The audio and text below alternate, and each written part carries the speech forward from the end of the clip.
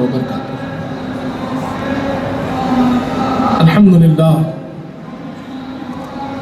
الحمد لله الذي نحمده ونستعينه ونستغفره ونؤمن به ونتوكل عليه ونعوذ بالله من شرور أنفسنا ومن سيئات أعمالنا. من يهده الله فلا مضل له ومن يضلل فلا هادي له، ونشهد أن لا إله إلا الله وحده لا شريك له، ونشهد أن سيدنا ونبينا ومولانا محمدا عبده ورسوله أرسله بالحق بشيرا ونذيرا. قال الله تعالى في القرآن المجيد والفرقان الحميد: أعوذ بالله من الشيطان الرجيم، بسم الله الرحمن الرحيم، وما أرسلناك إلا رحمة للعالمين. صدق الله العظيم، صدق رسوله النبي الأمين الكريم، ونحن على ذلك من الشاهدين والشاكرين والحمد لله رب العالمين. وقال تعالى في شان حبيبه الكريم: إن الله وملائكته يصلون على النبي يا أيها الذين آمنوا صلوا عليه وسلموا تسليما. اللهم صل على سيدنا محمد وعلى آل سيدنا مولانا محمد وبارك وسلم. اے ختم رسول، سید کل، سرور ذی شان، سلطانوں کے سلطان، تم قبلہ دل، کعبہ جاں، مرکز عرفان اور حاصل ایمان. تم سامنے ہو اور میں ہوتا رہوں صدقے، مقصد یہ برآئے احسان کئی تم نے کیے، تم پہ میں قربان، ہاں یہ بھی ایک احسان. برادران عزیز، سب سے پہلے تو میں یہاں تشریف فرما اس بزم کے روح رواں حضرت العلامہ مولانا عثمان نقشبندی حفظہ اللہ تعالی ومد ظلہ العالی کا دل کی عمیق گہرائیوں سے میں اپنی خراج عقیدت اور تحسین پیش کرتا ہوں کہ آپ آج کم و بیش 50 برس سے اس جلسے کو ہمارے سامنے اس انداز میں پیش کر رہے ہیں. یہ بہت بڑی بات ہے، یہ کرم ہے خدا کا کہ یقیناً اللہ جسے اپنے کام کے لیے چن لیتا ہے اس سے کام لیتا ہے. ایک آدھ سال 2 سال کی بات نہیں ہے، 50 برس سے امت مسلمہ کو حضور پاک کی محبت ان کے دلوں میں پیوست کر دینا، اہل بیت اطہار کی محبت ان کو سکھانا، اور خصوصاً سیدہ کائنات سے ان کے تعلق کو مضبوط سے مضبوط کرنا، یہ آپ کا مشن رہا ہے. اللہ آپ کی عمر دراز فرمائے، آپ کی خدمات کو قبول فرمائے، آپ کو آپ کے گھر والوں کو صحت و عافیت عطا فرمائے. برادران عزیز، یہ وہ آنکھیں ہیں جنہوں نے حیدرآباد کی تاریخ دیکھی ہے، اور کبھی کسی کو سننا ہو تو آپ کے پاس ضرور حاضر ہوں. آپ سنائیں گے کہ حیدرآباد کی تاریخ کیا ہے، حیدرآباد کے علماء کی تاریخ کیا ہے، حیدرآباد کے مشائخ کی تاریخ کیا ہے، مکہ مسجد کی تاریخ کیا ہے، اور یہاں جو دینی سلسلہ جاری ہوا اس کی تاریخ کیا ہے. برادران عزیز، یہ اللہ کی نعمت ہے کہ اللہ نے ہمیں آج حضور پاک صلی اللہ علیہ وآلہ وسلم کی ذکر کے لیے چن لیا. یوں تو مخلوق ہزار ہے، یوں تو ذکر کرنے کے لیے شاید یہ ہو سکتا کہ اللہ کسی کو بھی چن لیتا، اور معاملہ یہ ہے حضور پاک کے ذکر کی بات آتی ہے تو اللہ فرماتا ہے وَرَفَعْنَا لَكَ ذِكْرَكَ، اے حبیب ہم نے آپ کے ذکر کو بلند کر دیا ہے. اللہ نے حضور پاک کے ذکر کو بلند کیا اور آپ کے ذکر کی بلندی کو سنا دیا، اور ہمیں بتا دیا، ساری امت کو، ساری مخلوق کو سنا دیا کہ ہمارے محبوب کے ذکر کی بلندی کا ذمہ رب ذوالجلال نے خود لیا ہے اور اتنا بلند کیا ہے، اور قاعدہ یوں بیان فرما دیا وَلَلْآخِرَةُ خَيْرٌ لَكَ مِنَ الْأُولَىٰ۔ ہے حبیب، ہر لمحہ جو آنے والا ہے، جو آنے والا ہے وہ گزشتہ لمحے سے بہتر ہوگا۔ جتنی رفعتیں آپ کی ذکر کی ہم نے کی ہے، ہر آن آپ کے ذکر میں بلندی ہی بلندی ہوتی جائے گی، اور اس ذکر کی بلندی کو اللہ یوں بھی بیان فرماتا ہے۔ حدیث پاک میں آتا ہے، اللہ تبارک و تعالی حدیث قدسی میں ارشاد فرماتا ہے اذا ذکرت ذکرت معی، اے حبیب جہاں جہاں میرا ذکر ہوگا وہاں وہاں آپ کا بھی ذکر ہوگا۔ یہ اللہ نے قاعدہ بیان کر دیا ہے۔ اب حضور پاک کے ذکر کے لیے کسی کا احتیاج نہیں ہے، کوئی حضور پاک کا ذکر کسی کا محتاج نہیں ہے، لیکن آپ کے غلام آپ کے ذکر کے محتاج ہے، آپ کے غلام آپ کی محبت کے محتاج ہے، آپ کے غلام آپ کی نسبت کے محتاج ہے، آپ کے غلام یہاں بھی آپ کے محتاج ہے اور وہاں بھی آپ کے محتاج ہے۔ برادران عزیز، تو اللہ نے ہمیں یہ موقع عنایت فرمایا، یہ دن، یہ گھڑیاں، یہ مسرت کے لمحات اللہ نے ہم کو دیے کہ جس دن حضور پاک تشریف لائے، جس دن اللہ کی رحمت تشریف لائی، جس دن اللہ کا احسان تشریف لایا، جس دن نعمت عظمیٰ تشریف لائی، اس دن ان گھڑیوں کو یاد کرنے کے لیے ہم جمع ہوئے ہیں۔ ابھی ہم نے بڑا پرمخ خطاب سنا جہاں پر حضور پاک کے اخلاق کریمہ کا ہمیں بیان ملا۔ حضور پاک نے جو ہمیں اسوہ حسنہ عطا فرمایا ہے اس کا درس ہم نے حاصل کیا۔ اس کے ساتھ ہم دیکھتے ہیں کہ ایک جو ہمارا معاملہ ہے، ہمیں اللہ نے ایک جو برکت عطا فرمائی ہے کہ ہم تبرکات کی بڑی تعظیم کرتے ہیں، حضور پاک کے تبرکات کی بڑی تعظیم کرتے ہیں، اس کا اہتمام کرتے ہیں، اس کی زیارت کرتے بھی ہیں، کرواتے بھی ہیں۔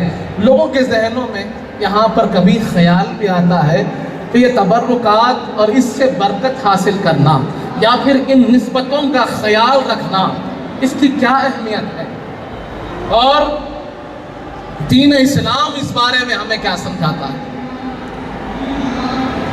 اللہ تبارک تعالیٰ کیا کہیں پر ہمیں بتاتے ہیں کہ جو چیز کی نسبت حضور پاک سے ہو جائے اس کی قدر کرو، یا نبی پاک سے ہو جائے تو اس کی قدر کرو، یا اللہ والوں سے ہو جائے تو اس کی قدر کرو؟ کیونکہ ہم قدر کرتے ہیں اور لوگ ہم سے سوال کرتے ہیں تو ہمیں چاہیے کہ اس کے بارے میں بھی تھوڑا سا معلومات کریں۔ برادران عزیز، جب ہم قرآن مجید پڑھتے ہیں، قرآن مجید میں اللہ تبارک تعالیٰ ارشاد فرماتا ہے وَمَن يُعَظِّمْ شَعَائِرَ اللَّهِ فَإِنَّهَا مِن تَقْوَى الْقُلُوبِ، کہ یقیناً وہ لوگ جو اللہ کی نشانیوں کی تعظیم کرتے ہیں، اس کی تکریم کرتے ہیں، یقیناً ان کے تقوی کے لیے، ان کے قلوب کے تقوی کے بڑھانے کے لیے وہ چیز بڑی اچھی ہے کہ جو اللہ کی نشانیوں کی تعظیم کریں۔ تو اب یہاں پر کسی کو یہ سوال ہو کہ اللہ کی نشانیاں کیا ہے، تو اللہ نشانیوں کا بیان فرماتا ہے، کہیں پر صفا مروہ کا بیان فرماتا ہے، کہیں پر مقام ابراہیم کا بیان فرماتا ہے، کہیں پر حجر اسود کا بیان ہوتا ہے، کہیں پر بیت اللہ کا بیان ہوتا ہے۔ تو ہم جب دیکھتے ہیں کہ یہ صفا اور مروہ، اسے اللہ نے اپنی نشانیاں فرمایا، ان کی خوبی کیا ہے؟ آخر کیا بات ہے کہ ان دو پہاڑوں کو اللہ نے اپنی نشانیاں فرمایا؟ تو جب آپ دیکھیں گے تو معلوم ہوگا، قرآن پڑھیں گے، قرآن کی تفسیر پڑھیں گے تو ہمیں معلوم ہوگا کہ یہ دو پہاڑ بیت اللہ کے قریب میں ہیں۔ ایک پہاڑ کا نام ہے صفا، ایک پہاڑ کا نام ہے مروہ، اور خود قرآن کہتا ہے ان الصفا والمروہ من شعائر اللہ، کہ یقیناً صفا اور مروہ بظاہر تمہیں دو پہاڑ نظر آتے ہیں لیکن یہ اللہ کی نشانیوں میں سے نشانیاں ہیں، اللہ کی نشانیاں ہیں۔ بھئی پہاڑ تو مکہ میں بہت ہیں، مکہ کے اطراف میں بہت سی پہاڑیاں ہیں، لیکن اللہ نے ان دو پہاڑوں کو کیوں چنا؟ کہ اپنی نشانیاں بیان کرنے کے لیے۔ جب آپ پڑھیں گے تو معلوم ہوگا کہ یہ وہ دو پہاڑ ہیں کہ جن کے درمیان میں بی بی ہاجرہ دوڑی تھی۔ بی بی ہاجرہ صفا سے مروہ کو دوڑی تھی، مروہ سے صفا کو دوڑی تھی، اور کس لیے دوڑی تھی؟ تاکہ حضرت اسماعیل علیہ السلام کے لیے پانی تلاش کر سکے۔ پانی کی تلاش میں اپنے بیٹے کی پیاس کو بجھانے کے لیے تو بی بی ہاجرہ صفا سے مروہ کو دوڑی، مروہ سے صفا کو دوڑی، صفا سے مروہ کو دوڑی، مروہ سے صفا کو دوڑی، تو اللہ کو یہ ادا پسند آ گئی، کیونکہ آپ اس لیے چھوڑ دی گئی تھی کہ اللہ کا حکم تھا، آپ اس لیے چھوڑ دی گئی تھی کہ اللہ کو بتانا تھا کہ خلیل اللہ کی قربانیاں کیسی ہوتی ہے، ان کی محبت اللہ سے کیسی ہے کہ وہ اللہ کی محبت کی خاطر اپنی بیوی کو بھی چھوڑ سکتے ہیں، اپنے شیرخوار بچے کو بھی چھوڑ سکتے ہیں اور اللہ کی راہ میں نکل جائیں گے۔ تو ان پہاڑوں کو نسبت ہوئی بی بی ہاجرہ سے، جو نبی کی اہلیہ تھی، ایک نبی کی جو ماں تھی، جو خود اللہ کی ولیہ تھی، جب ان سے نسبت ہوئی تو اللہ نے کیا فرما دیا، اب یہ پہاڑ عام نہیں ہے، یہ پہاڑ خاص ہے، یہ پہاڑ اللہ کی نشانیاں ہے۔ اب جب بھی تم عمرہ کرو گے، جب بھی تم حج کرو گے تو ہماری اس تحیط بندی کی اس ادا کو تمہیں اپنانا ہوگا، تمہیں صفا سے مروہ دوڑنا ہوگا، مروہ سے صفا دوڑنا ہوگا۔ کیوں دوڑ رہے ہو؟ اس لیے کہ اللہ کو وہ ادا پسند آ گئی اور اللہ نے اس کو باقی رکھا۔ حضرات عزیز، تو جو چیز اللہ والوں سے نسبت ہو جاتی ہے اللہ کے پاس اس کا بلند مقام ہوتا ہے۔ اسی طرح ہم دیکھتے ہیں مقام ابراہیم، اللہ نے فرمایا فاتخذوا من مقام ابراہیم مصلی، کہ جب تم طواف کرو گے تو پھر مقام ابراہیم کے پاس پیچھے کھڑے ہو کر تمہیں نماز پڑھنی ہوگی۔ جب تک وہاں 2 رکعت نماز نہ پڑھو گے تمہارا طواف مکمل نہ ہوگا۔ یہ مقام ابراہیم کی خوبی کیا ہے؟ یہ مقام ابراہیم تو پتھر ہے بظاہر، لیکن اس کی یہ اہمیت کیوں؟ کیونکہ اس کو حضرت ابراہیم علیہ السلام کے قدموں کی نسبت مل گئی اور اللہ نے ان کو یہ اعزاز دیا، اس پتھر کو یہ اعزاز دیا کہ اس پر کھڑے ہو کر حضرت ابراہیم علیہ السلام نے بیت اللہ کی تعمیر فرمائی، تو نبی کے قدموں کی نسبت اس پتھر کو ملی۔ تو اللہ نے حکم دیا کہ اے لوگوں، جب بھی تم کعبے کو جانا تو پھر ہمارے نبی ابراہیم کی اس یاد کو یاد تازہ کر دینا، اور وہ جو پتھر جس پر ان کے قدم اترے ہوئے ہیں جو مقام ابراہیم سے مشہور ہے، اس کے پیچھے نماز پڑھنا، وہاں نماز پڑھ کر یہ بتانا کہ رب کو ان کی ادا پسند آ گئی۔ اللہ بتا رہا ہے کہ جس کو نبی پاک کی نسبت مل جائے وہ عام نہیں ہوتے، اللہ کے پاس خاص ہوتے ہیں۔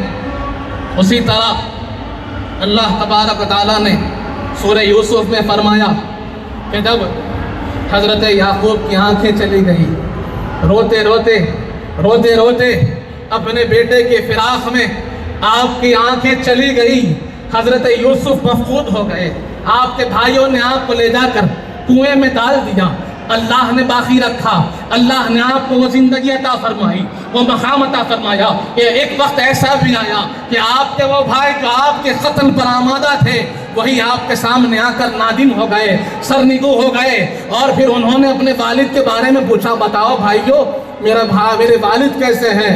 انہوں نے عرض کیا تمہاری فراق میں روتے روتے ان کی آنکھیں چلی گئی، ان کی آنکھیں چلی گئی۔ حضرت یوسف نے جب اپنے والد کی یہ بات سنی دل کو بڑا ٹھیس پہنچی، آپ نے کہا میں تو آ کر ملاقات کروں گا، لیکن اس سے پہلے یہ میرا قمیص لے کر چلے جانا اور یہ میرا قمیص لے جا کر میرے والد کے چہرے پر ڈالنا، جیسا میرا قمیص ان کی آنکھوں سے مسح ہوگا ویسے ہی اللہ ان کی آنکھوں کی روشنی واپس کر دے گا۔ اب حضرت یوسف کا قمیص لے کر آپ کے بھائی آ رہے ہیں، آپ کے والد گرامی کے چہرے پر ڈال رہے ہیں، اور جیسے ہی قمیص ڈالا گیا اللہ کے حکم سے، اللہ کی قدرت سے، اس قمیص کی برکت سے حضرت یعقوب کی آنکھیں واپس آ گئی، آپ کی آنکھیں پھر روشن ہو گئی۔ قمیص کو آخر ایسی کیا بات تھی، ایسا کیا اثر قمیص میں آ گیا، ایسی کیا چیز قمیص میں وہ اثر پیدا کر دی؟ تو اللہ قرآن میں بتا رہا ہے کہ نسبت یوسف میں وہ اثر تھا کہ اگر ان کا قمیص ان کے والد کی آنکھوں پہ ڈال دیا گیا تو نابینا کو بینائی مل جاتی ہے۔ تو جس چیز کو نبی کی نسبت مل جائے وہ چیز عام نہیں خاص ہوتی ہے، عام نہیں برکت والی ہوتی ہے، اور جو اس سے چھو لیتا ہے اس کی برکت کو حاصل کرتا ہے۔ برادران عزیز، آج لوگ کہتے ہیں کہ بھائی آپ حضور پاک کی نسبت حاصل رکھنے والی چیزوں کے پاس جا کر دعا کیوں کرتے ہیں؟ منہ مبارک کے پاس جا کر اللہ کی بارگاہ میں دعا کیوں کرتے ہیں؟ یہ جو نسبتوں کا اثر آپ فیض حاصل کرتے ہیں یہ کہاں سے ملا؟ یہ فیض نسبت کہاں سے ثابت ہوا کہ فلاں جگہ پر جا کر دعا کرو، فلاں مقام پر جا کر دعا کرو، جہاں پر اللہ کے ولی کی نسبت ہو وہاں جا کر دعا کرو، اللہ کے نبی کا قدم جہاں ہو وہاں جا کر دعا کرو، جس چیز کو نبی سے نسبت ہو وہاں جا کر دعا کرو؟ یہ فائدہ کہاں سے ہوا؟ اگر ہم سورہ مریم پڑھیں گے تو ہمیں معلوم ہوگا کہ جب حضرت مریم کے پاس آپ کے ماموں جو اللہ کے نبی ہیں وہ پہنچتے ہیں، پہنچ کر دیکھتے ہیں حضرت زکریا وہاں پہنچے، بی بی مریم کے پاس دیکھا محراب تھا جہاں پر بی بی مریم عبادت کرتی تھی۔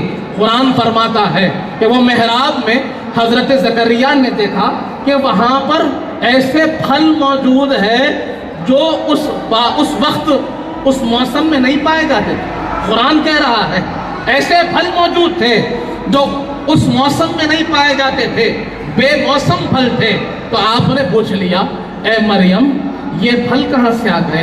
یہ تو ان پھلوں کا موسم نہیں ہے، کہاں سے یہ پھل آ گئے؟ قرآن اس بات کو گواہی کے ساتھ ہمیں سمجھا رہا ہے، بتا رہا ہے کہ حضرت زکریا نے بی بی مریم سے پوچھا کہ یہ پھل کہاں سے آئے؟ تو آپ نے کہا یہ میری اللہ کی عطا ہے، یہ میرا مقام ہے جہاں پر میں عبادت کرتی ہوں، اپنے رب کے سامنے گڑ گڑاتی ہوں، سجدہ ریزی کرتی ہوں، یہ میری عبادت کی جگہ ہے اور رب میری عبادت سے خوش ہو کر اسی جگہ پر مجھے ایسے ایسے پھل دیتا ہے جو موسم میں نہیں ملتے۔ اللہ مجھے جنت سے پھل عطا فرماتا ہے۔ حضرت زکریا نے جب سنا کہ وہ مقام بی بی مریم کا جہاں پر آپ عبادت کیا کرتی تھی وہاں پر اللہ کا فضل نازل ہوتا ہے، اللہ اپنا کرم وہاں پر نجھاور فرماتا ہے، اللہ ایسے ایسے میوے عطا فرماتا ہے کہ جو کسی کو عام حاصل نہیں ہوتے۔ تو حضرت زکریا اللہ کے نبی ہے، اسی محراب مریم میں نماز پڑھتے ہیں اور نماز پڑھ کر رب کی بارگاہ میں دعا کرتے ہیں، رب لا تذرنی فردا وانت خیر الوارثین، اے پروردگار مجھے تنہا نہ رکھ، تو بہترین وارث کرنے والا ہے، ربی حب لی من الصالحین، پروردگار مجھے بہترین اولاد عطا فرما۔ اور اللہ وہاں پر حضرت زکریا کی دعا بی بی مریم کے محراب میں قبول کرتا ہے اور حضرت زکریا کو کہتا ہے کہ آپ کی دعا کی مقبولیت کی نشانی یہ ہے کہ 3 دن تک آپ بات نہیں کریں گے، خاموش رہیں گے۔ اب اللہ یہاں بتا رہا ہے حضرت زکریا ہے، اللہ کے نبی ہے، جہاں چاہے دعا کر لے دعا قبول ہوتی ہے، لیکن نبی کا عمل امت کے لیے مثال ہوتا ہے، نبی کا عمل امت کے لیے دلیل ہوتا ہے۔ اور آپ وہاں پر نماز پڑھ کر بتا رہے ہیں کہ جس جگہ کو اللہ والوں کی نسبت ملتی ہے وہ جگہ بابرکت ہوتی ہے۔ عام جگہوں پر اگر تمہاری دعا قبول نہیں ہوتی، اللہ والوں کو نسبت والی جگہ پر چلے جاؤ، اللہ تمہاری دعاؤں کو قبول کر لے گا۔ یہ دلیل ہم کو قرآن سے ملتی ہے۔ حضرت یوسف کا خمیس ہم کو بتا رہا ہے کہ نسبت نبی شے کو ممتاز کرتی ہے، بابرکت کرتی ہے۔ بی بی مریم کا محراب کا واقعہ ہمیں سمجھا رہا ہے کہ جو چیز کو، جو جگہ کو نسبت اللہ والوں سے ہو وہ عام نہیں ہوتی، خاص ہوتی ہے۔ اسی طرح ہم دیکھتے ہیں کہ یہودیوں کے پاس سورہ کہف میں بھی ذکر ملتا ہے تابوت سکینہ کا۔ تابوت سکینہ یہ کیا تھا؟ ایک صندوق تھا، صندوق تھا کہ جس کے پاس وہ صندوق ہوتا وہ کامیاب ہوتا۔ یہ معاملہ عجیب تھا کہ جس کے پاس وہ صندوق ہوتا وہ کامیاب ہوتا۔ ساری جنگیں لڑی جا رہی ہے، جس کے پاس صندوق جنگ اس کی، جس کے ہاتھ میں صندوق جنگ اس کی۔ لوگوں میں بات مشہور ہے، اب لوگ اس صندوق کے لیے لڑنے لگے، اور جس کے پاس لوگوں کو معلوم ہوتا کہ تابوت سکینہ جس کے پاس ہے وہی کامیاب ہے، اللہ کا فضل اس کے ساتھ ہے، اللہ کا کرم اس کے ساتھ ہے۔ اب ہم نے پوچھا کہ تابوت سکینہ میں ہے کیا؟ ہے کیا؟ اس کی خصوصیت کیا ہے؟ اس کی اس برکت کی وجہ کیا ہے؟ کامیابی کے دلیل بننے کی وجہ کیا ہے؟ تو قرآن خود فرماتا ہے کہ اس میں آل موسیٰ، آل ہارون کے تبرکات ہیں۔ کیا ہے؟ موسیٰ علیہ السلام اور ان کے گھر والوں کے تبرکات اس تابوت میں ہیں، ہارون علیہ السلام کے تبرکات اس تابوت میں ہیں۔ اسی لیے جس کے پاس وہ تبرکات ہے کامیابی اس کی ہے، جس کو نبی کی نسبت ملی کامیابی اس کی ہے۔ آج لوگ پوچھتے ہیں تبرکات کیوں رکھتے ہو، کیا دلیل ہے؟ ارے قرآن کہتا ہے کہ جس میں آل موسیٰ آل ہارون کے تبرکات ہو، وہ خندوق جس کے پاس ہو کامیابی اس کی ہے، کامرانی اس کی ہے، ہدایت اس کو حاصل ہے، اللہ کی مدد اس کو حاصل ہے۔ تو برادران عزیز، اللہ والوں کے تبرکات، انبیاء علیہ السلام کے تبرکات، اس کی دلیل ہم کو قرآن سے ملتی ہے۔ احادیث تو بہت ہے، ویسے تو احادیث بہت ہیں، اور ہم نے جو باتیں کی ہے یہ سارے تبرکات کس کے ہیں؟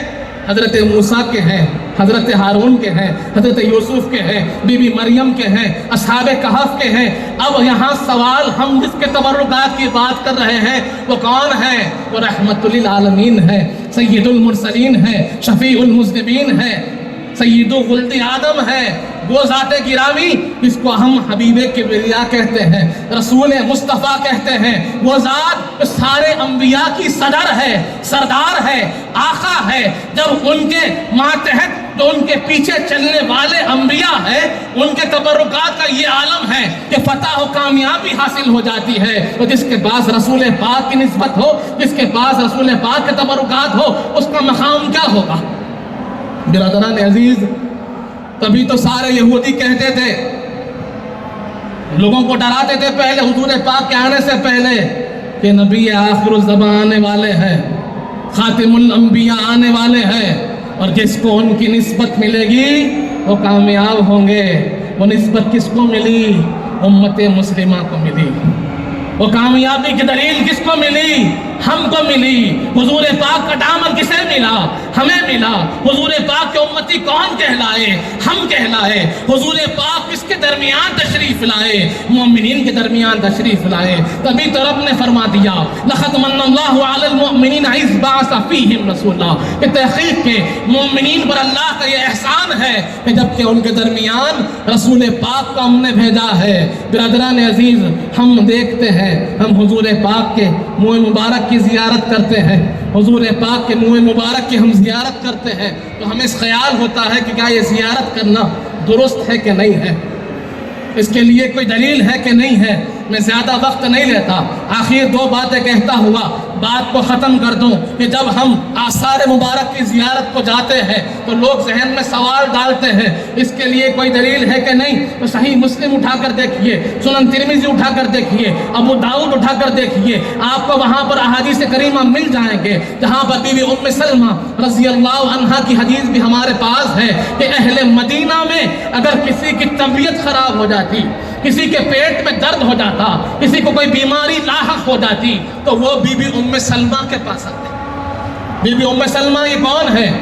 امہات المومنین میں ہے، حضور پاک کی زوجہ مطہرہ ہے۔ جب آپ کے پاس حاضر ہوتے تو آپ کے پاس چاندی کی ایک جالی دار ڈبیا تھی، چاندی کی جالی دار ڈبیا میں آپ وہ ڈبیا کو پانی کے ایک کٹورے میں یوں پھیر دیتی، اور پھیرنے کے بعد وہ پانی اس بیمار کو پلا دیتی۔ جیسے وہ پانی بیمار پی لیتا، اللہ اسے شفا عطا فرما دیتا، اور لوگ قطار میں کھڑے ہو کر آپ کے پاس سے وہ پانی لیتے جس سے لوگوں کو بیماری کو شفا ملتی۔ آپ کے ایک خاص تھے، انہوں نے عرض کیا، اے ام سلمہ، اس ڈبیا میں ایسا کیا ہے کہ آپ پانی میں ڈالتے ہیں، وہ پانی پیتے ہی مریض کو شفا مل جاتی ہے؟ یہ ڈبیا میں کیا ہے؟ جب انہوں نے بڑا اصرار کیا تو آپ نے اس ڈبیا کو کھول کر بتایا، اس کے اندر حضور پاک صلی اللہ علیہ وسلم کے سرخ منہ مبارک تھے، حضور پاک کے سرخ منہ مبارک تھے۔